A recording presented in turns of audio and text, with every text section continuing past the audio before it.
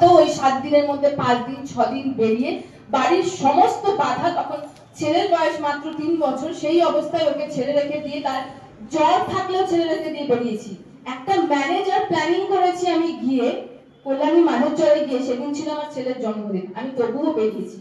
আপনারা করবেন? ওটা উপরওয়ালা দেখে। আর সেই থাইল্যান্ড ট্যুরটা কি ছিল একটু বলে দিই।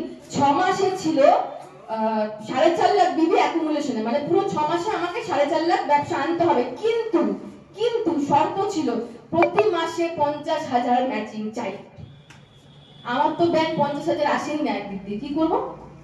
45, 48 আর গাড়ি যায় না, নিজের পার্সোনাল করতাম যেটুকু বাকি থাকতো। পেতাম কত? 5,000 টাকা। তার মধ্যে খানিক চলে যেত 2-3 হাজার বিল করতে হতো, থাকতো কি? তার মধ্যে প্রোগ্রাম করতাম, তার মধ্যে সেমিনার করতাম, তার মধ্যে সবাইকে গিফট দিতাম। জিজ্ঞাসা করে দেখবেন, গিফট দিতাম, পুরো সেমিনারটা নিজে করতাম। এরকমও দিন গেছে। থাইল্যান্ড ট্যুরটাকে অ্যাচিভ করেছিলাম ওই 6 মাসে। প্রতি মাসে স্যারকে বলতাম, সৌমেন স্যারকে বলতাম, খুব জ্বালিয়েছিলাম, ও স্যার দেখো তো আমার আর কত বাকি আছে। অতটা হিসাবটা বুঝতে পারতাম না তখন। দেখো তার কত বাকি আছে। একদিকে চিন্তাটা ছিল না, একদিকে চিন্তা ছিল। তো স্যার দেখে দেখে বলে দিতেন, আর এত বাকি আছে, আর এত বাকি আছে, তোমার আর এত বাকি আছে। ওই যে বাকি আছে তার মাথার মধ্যে হতো কি, আমাকে শুধু 50,000 বিবি ম্যাচিং করে দিলে হবে না তো, 4.5 লাখ মিলাতে হবে আমাকে 6 মাসে। এখানে তো 50 আসেই না, টেনে টুনে করতে হয়। কিন্তু সেই অবস্থাতে কি করেছিলাম জানেন? এই যে বললাম না, কথাটা ঢুকেই রুকসানাকে বলেছিলাম আমি, যে আমার যদি ইচ্ছা হয় তাহলেই আমি পারবো, সিনিয়রের ইচ্ছা হলে আমি পারবো না। সিম্পল কথা। আমার ইচ্ছা হলে আমি সিনিয়রকে মাথা খারাপ করে দিয়েও পারবো না।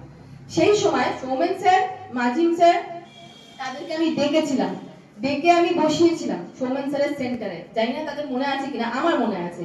ডেকে বলেছিলাম যে স্যার আমার এই ট্যুরটা চাই, বলুন আমাকে কি করতে হবে, কিন্তু আপনাদের সাহায্য আমার দরকার।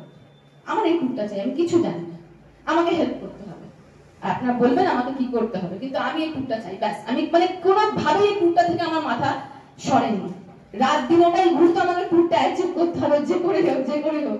লাস্টে গিয়ে যখন ট্যুরটা অ্যাচিভ করেছিলাম, আমাকে উপরওয়ালা কোথায় আটকে দিল, করোনাকে দিয়ে দিল, সব শেষ করে দিল। খুব কেঁদেছিলাম। কেন, আমি তো কষ্ট করেছিলাম, আর সেই কষ্টটা একমাত্র আমিই জানি আমি কতটা কষ্ট করেছিলাম। স্ট্রেঞ্জার ভিজিট করতে বাড়ি থেকে খেয়ে দিয়ে 11টায় বেরিয়ে যেতাম, বাড়ি ঢুকতাম রাত্রি 9টায়। স্টেশনে বসে থাকতাম, একটা করে স্টেশন পার হতাম, সেখানে গিয়ে বসতাম, দোকানে যেতাম।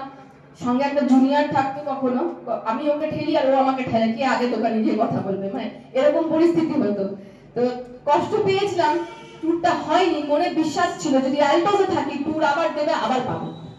এই যে এখন এখানে বসে থাকা আপনারা হয়তো ভাবছেন ট্যুর দিয়েছে আমাদের জন্য নয়, এটা ভাবছেন তো, কিন্তু প্রতি বছর ট্যুর দেবে, আমার জায়গাটা আমাকে করে নিতে হবে। সিম্পল। কোম্পানি থাকবে তো ট্যুর তো দিতেই থাকবে না। আমরা যদি থেকে থাকি তাহলে আমরা তো সেটাকে উপভোগ করতেই পারি। এই বছর পাচ্ছি না, পরের বছর পারবো। আর উপরওয়ালা এতটাই কৃপা আমার উপরে, একবার নয় 2বার থাইল্যান্ড ঘুরিয়ে দিল, আমার আফসোসের জায়গাটাকে মিটিয়ে দিল।